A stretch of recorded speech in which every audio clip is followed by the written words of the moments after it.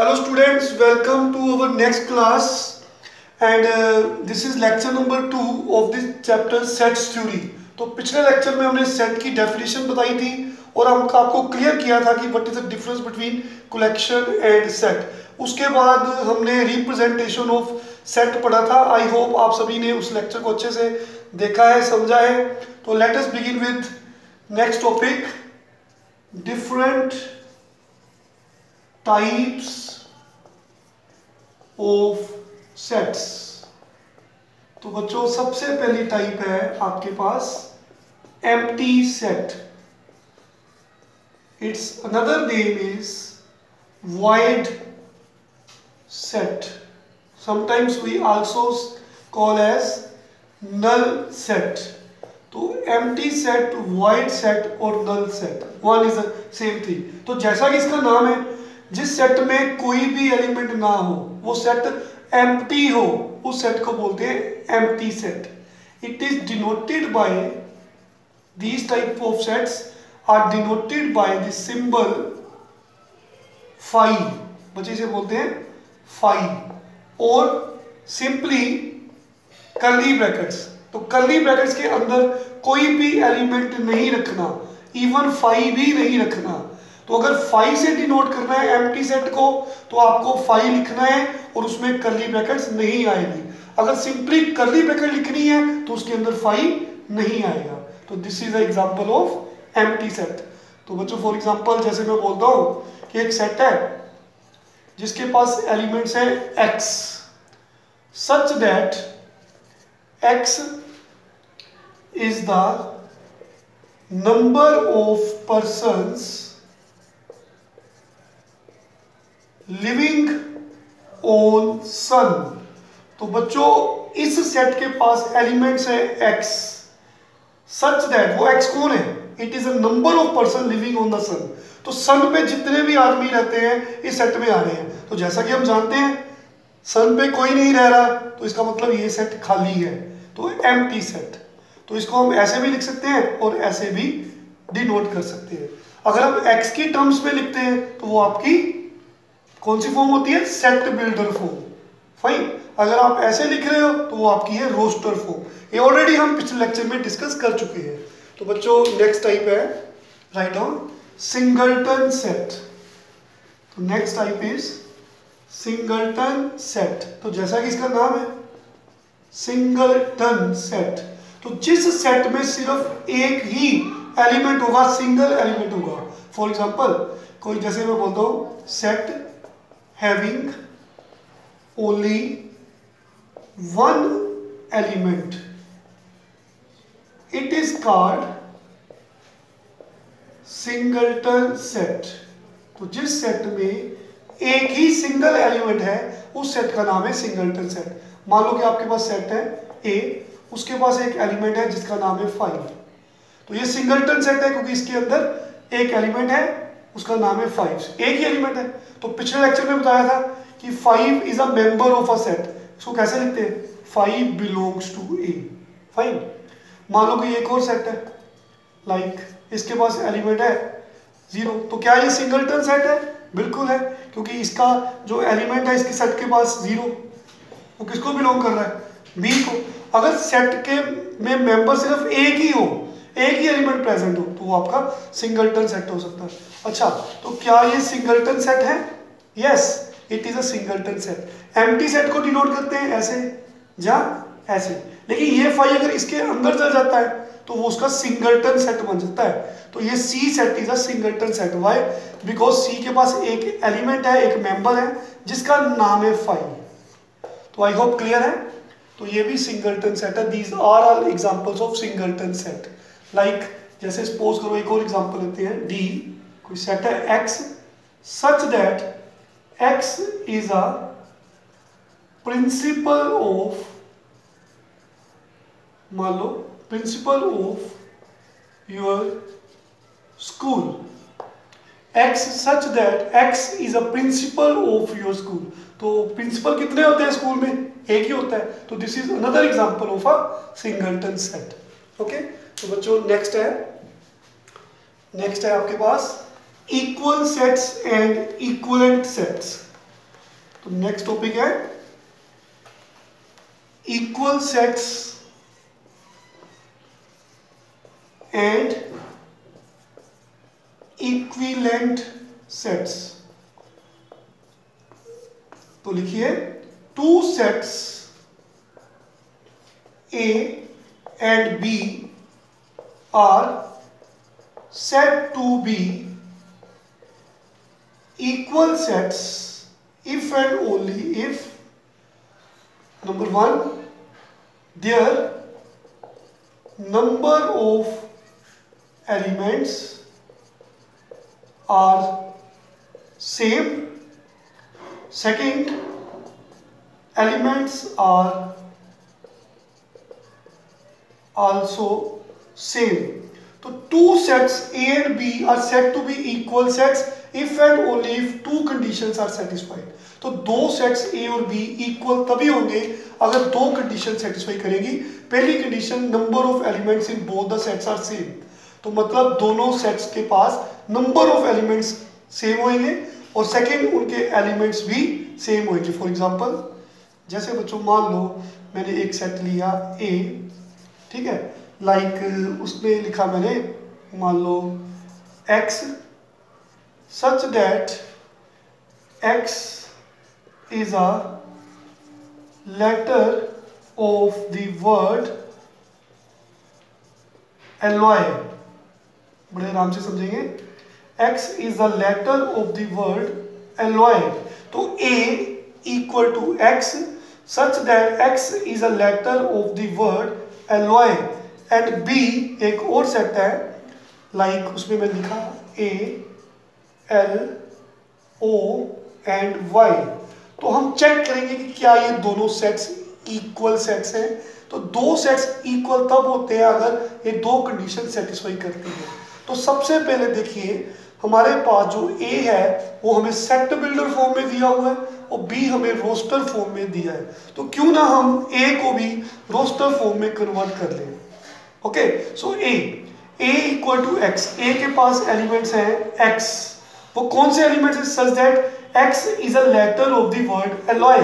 तो बच्चों इसको रोस्टर फॉर्म में लाना है तो क्या करोगे, इस वर्ड के सारे लेटर्स को आपने कर्ली ब्रैकेट में लिखना है और separate by comma A L। और सेट की डेफिनेशन होती है कि रेपिटिशन इज नॉट अलाउड। तो कोई भी लेटर रिपीट नहीं करना होता। तो ये L को दो बार नहीं लिखेंगे, एक बार ही लिखेंगे, उसके बाद O आ गया, उसके बाद Y आ गया। तो क्या अब आप कह सकते हो कि A और B इक्वल है? तो पहली कंडीशन, इनके number of elements गिनिए।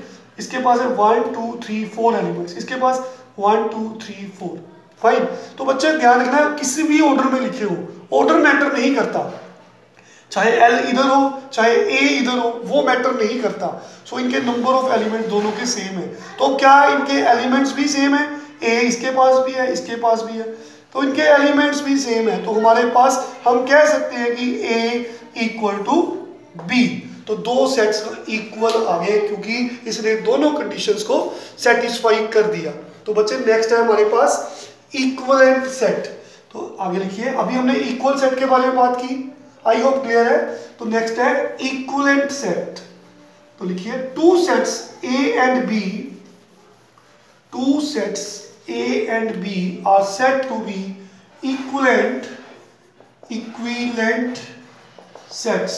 So write down, two sets A and B are said to be equivalent sets if and only if, if and only if they have only number of elements same। तो अगर दोनों sets में सिर्फ number of elements he same है तो वो equivalent sets है। Like मान लो कि A आपके पास सेट है 1 2 3 एंड B एक सेट है जिसके पास है A B एंड C। तो एलिमेंट सेम नहीं है चलेगा, लेकिन अगर नंबर ऑफ एलिमेंट सेम है तो इसके पास भी 3 एलिमेंट्स हैं, इसके पास भी 3 है। तो पिछले लेक्चर में बताया था मैंने ऑर्डर ऑफ अ सेट, उसको ऐसे लिखते हैं, number of elements in A ऐसे लिखते हैं, कितने हैं गिन लो, 1 2 3। And number of elements in B, इसको ऐसे लिखते हैं कितने हैं 3। तो अगर नंबर ऑफ एलिमेंट्स सेम है तो हम कह सकते हैं कि दो सेट्स इक्वलेंट है। तो देखिए नंबर ऑफ एलिमेंट दोनों के सेम है, तो A and B are said to be equivalent sets. I hope clear है सबको, काफी इजी टॉपिक्स है। तो बच्चों इसके बाद हम फाइनाइट सेट और infinite set already last lecture में हम डिस्कस कर चुके हैं। अब आपका बहुत इंपॉर्टेंट टॉपिक है, इसको बड़े ध्यान से समझना है, उसका नाम है subset and proper subset. Write down, subset and proper subset. तो सबसे पहले हम बात करेंगे सबसेट की, जैसा कि इसका नाम है छोटा set, inspector, sub inspector, set, subset. तो लिखिए set A is said to be subset of set B if all the elements of set A are present in the set B। तो कोई भी सेट ए है उसे हम सबसेट बोलेंगे set B का अगर सारे के सारे एलिमेंट्स ए के प्रेजेंट है सेट बी में। फॉर एग्जांपल ए के पास है 1 2 3, मान लो ये करली ब्रैकेट में लिखे हमने, और बी के पास एलिमेंट्स है मान लो 1 2 3 4 एंड 5। तो बच्चों क्या ए के सारे एलिमेंट्स बी में प्रेजेंट हैं? ए के एलिमेंट्स 1 भी है, 2 भी है, 3 भी है। जो एक्स्ट्रा है उनकी बात नहीं करनी, क्या ए के सारे एलिमेंट्स बी के पास हैं? तो हम इसको लिखते हैं ए इज सबसेट ऑफ बी। तो मैथमेटिकली इसको कौन से सिंबल से डिनोट करते हैं? ए, ये सी का सिंबल, इसके नीचे इक्वल डाल देते हैं। तो what is the meaning of equal? तो इसको पूरे को बोलना क्या है? ए इज सबसेट ऑफ बी। इसको बोलते हैं जहां तो ए के सारे एलिमेंट बी के इक्वल है, ये यहां पे साइलेंट है इक्वल। लाइक मैं अभी आपको क्लियर करता हूं। तो ए के सारे एलिमेंट्स बी में प्रेजेंट है तो ये सिंबल से आपने डिनोट करना है। देखिए मैं अभी क्लियर करता हूं ये इक्वल का मतलब क्या बनता है। मैं एक और एग्जांपल ले रहा हूं, लाइक जैसे मान लो बच्चों कि आपके पास एक सेट है ए जिसके पास एलिमेंट्स है 1 2 3, तो बी के पास एलिमेंट्स है 1 2 एंड 3। तो क्या ए के सारे एलिमेंट्स बी में प्रेजेंट है? ए के सारे एलिमेंट्स बी में प्रेजेंट है, तो हम बोल सकते हैं ए इज सबसेट ऑफ बी। बिल्कुल कह सकते हैं, क्योंकि इसमें से कोई दो में से एक भी कंडीशन ट्रू है तो ट्रू है। देखो ए छोटा तो नहीं है बी से, लेकिन ए बी के बराबर है, तो इसलिए ये दोनों में से एक कंडीशन भी ट्रू हो तो ट्रू होती है। लाइक जैसे हम मैथ्स में बोलते हैं 3 लेस देन 3, तो 3 3 से छोटा तो नहीं है बच्चों, लेकिन 3 3 के इक्वल तो है। अगर कोई एक कंडीशन सेटिस्फाई हो जाए तब भी ये बात ट्रू होती है। तो ए के सारे एलिमेंट्स बी में हैं, तो इसका मतलब ए इज सबसेट ऑफ बी। तो ये वाली कंडीशन सेटिस्फाई होगी, तो ये कोई एक, तो यहाँ पे ए के सारे एलिमेंट बी में है तो यहाँ पे इक्वल वाली सेटिस्फाई होगी। तो सबसेट को डिनोट करने के लिए हमें यही सिंबल लगाना है, सी फिर बीच नीचे इक्वल का साइन। ठीक है बच्चों, ये तो क्लियर हो गया सबको। तो अब हम बात करेंगे प्रॉपर सबसेट की। फाइन, तो बात करेंगे प्रॉपर सबसेट की। देखिए जैसे मान लो आपके, अब बात करेंगे प्रॉपर सबसेट की। मान लो कि आपके पास ए के पास एलिमेंट्स हैं 1 2 3, फिर सेम एग्जांपल ले रहा हूं 1 2 3 4 एंड 5। तो क्या ए सबसेट है बी का? आप बोलोगे यस। अब सबसेट अभी बताया मैंने।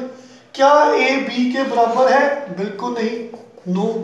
तो ए के सारे एलिमेंट्स बी में है, यस। क्या ए बराबर है बी के? नो।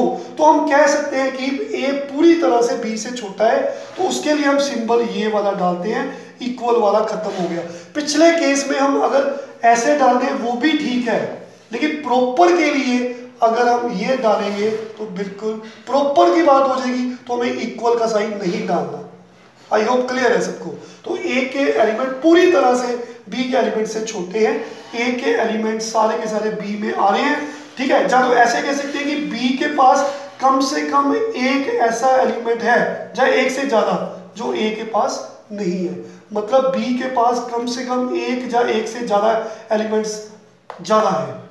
फाइन, तो ए पूरी तरह से इसको इसके अंदर कंटेन हो रहा है, ए पूरी तरह से बी के अंदर कंटेन हो रहा है, वो बी के पास कुछ एक्स्ट्रा एलिमेंट्स भी हैं, उस केस में हम इक्वल नहीं डालते। आई होप क्लियर है सबको। फाइन बच्चों, तो ये सबसेट और प्रॉपर सबसेट की बात होगी। तो इस पे हम एक क्वेश्चन बनाते हैं जिससे आपको और अच्छे से क्लियर हो जाएगा। लिखिए क्वेश्चन। तो बच्चों इससे पहले एक नोट लिखिए, देखिए फर्स्ट नोट है, एवरी सेट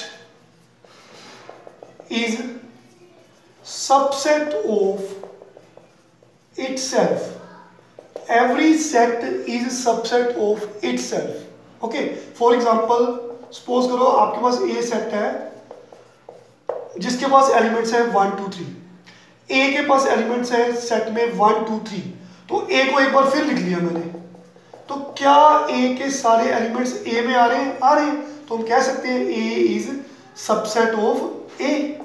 तो इसका मतलब हो गया prove, every set is subset of itself. तभी मैंने इक्वल का साइन डाला, प्रॉपर नहीं डाल सकते। प्रॉपर कब होता है? जब दूसरे सेट के पास कम से कम एक या एक से ज्यादा एलिमेंट इससे एक्स्ट्रा हो। फाइन, तो A is subset of A, every set is subset of itself. In the same way लिखिए सेकंड नोट, ये तो हो गया क्लियर है, every set is subset of itself, example से क्लियर हो गया। तो क्योंकि ए 1 2 3 मैंने ए को फिर से लिखा, तो ए के सारे एलिमेंट्स ए में ही आ रहे हैं, तो every set is subset of itself. Second note, empty set is subset of every set. What it means? Empty set क्या होता है? Five, it is subset of every set. A लिख लो, चाहे ऐसे बोल लो, फाइव सबसेट ऑफ बी। ये कैसे? मान लो फॉर एग्जांपल, मान लो मेरे पास ए है 1 2 3, तो मैं कहता हूँ फाइव, एक फाइव क्या है? एम्प्टी सेट, उसके पास तो कुछ भी नहीं है, तो मैं कह सकता हूँ कि इसके सारे एलिमेंट इसके पास हैं, कह सकता हूँ, क्योंकि अगर इसके सारे एलिमेंट्स इसमें चल भी जाएं तो फर्क तो पड़ा नहीं, क्योंकि ये तो खाली है, तो कह ही सकते हैं कि सब सारे एलिमेंट इस सेट के इसके पास है। तो यही तो डेफिनेशन है, ठीक है, सबसेट की। तो five subset of every set. इसी तरह बी कोई सेट ले लो, तो हम कह सकते हैं कि five subset of be also. That means empty set is subset of every set. Okay, समझ लगी सबको? तो बच्चों अब आपने ये सारा अच्छे से रिवाइज करना है। नेक्स्ट लेक्चर में हम क्वेश्चन समझाएंगे आपको, तब तक आप इसको रिवाइज करिए। कोई डाउट होगा मोस्ट वेलकम, आप पूछ सकते हो। Thank you very much.